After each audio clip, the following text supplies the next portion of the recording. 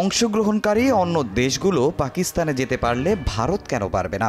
আইসিসির কাছে এই প্রশ্নটা হয়তো পুরো ক্রিকেট বিশ্বেরই। কিন্তু বিশ্বের ক্রিকেট নিয়ন্ত্রক সংস্থা যেন বিসিসিআইয়ের কথা মতো চলে। তারা যা বলবে সেটাতেই সম্মতি থাকে আইসিসির। এশিয়া কাপের নাটকীয়তার কথা মনে আছে নিশ্চয়ই। তবে রজার বিনি আর রাজীব শুক্লার পাকিস্তান সফরে চ্যাম্পিয়ন্স ট্রফি আয়োজনে আশায় বুক বেঁধেছিল পিসিবি। কিন্তু যখনই পাকিস্তান নিজ দেশে সেরা ৮ দলের লড়াই আয়োজনের প্রস্তুতি নেওয়া শুরু করেছে, ঠিক তখনই বেঁকে বসেছে ভারত। আবারও সামনে এনেছে সরকারের বাধা ও নিরাপত্তা ঝুঁকি। ভারতীয় গণমাধ্যমের খবর সত্যি হলে মনে হবে আইসিসি হয়তো ভারতকেই সমর্থন করছে, আর সেটা নিয়েই ক্ষুব্ধ পিসিবি। যদিও এখনও চ্যাম্পিয়ন্স ট্রফি আয়োজনের স্বপ্ন দেখছেন পিসিবি চেয়ারম্যান মহসিন নাকভি। আমি মনে করি আইসিসিকে তাদের ক্ষমতা নিয়ে ভাবা উচিত। তারা শুধু একটি দেশের নয়, পুরো বিশ্বের ক্রিকেট নিয়ন্ত্রণ করে।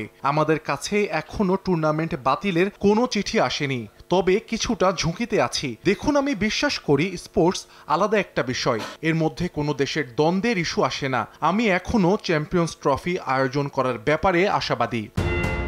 কমাস আগে পাকিস্তানের মাটিতে ইতিহাস গড়েছে বাংলাদেশ। এরপর ইংল্যান্ডও টেস্ট সিরিজ খেলেছে দেশটিতে। এর আগে নিউজিল্যান্ডও সফর করেছে পাকিস্তান।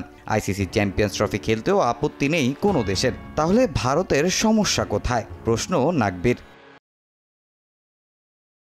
দেখুন, চ্যাম্পিয়ন্স ট্রফিতে বিশ্বের যেসব দলগুলো কোয়ালিফাই করেছে তাদের পাকিস্তানে আসতে কোনো সমস্যা নেই। সমস্যা শুধু ভারতের। ভারতকে এখনো বলছি, যদি কোনো কিছু নিয়ে ঝামেলা থাকে তাহলে আমরা আলোচনার জন্য প্রস্তুত। আমি মনে করি কথা বললে সবকিছুর সমাধান করা যাবে, তাদের সব সন্দেহ দূর হয়ে যাবে।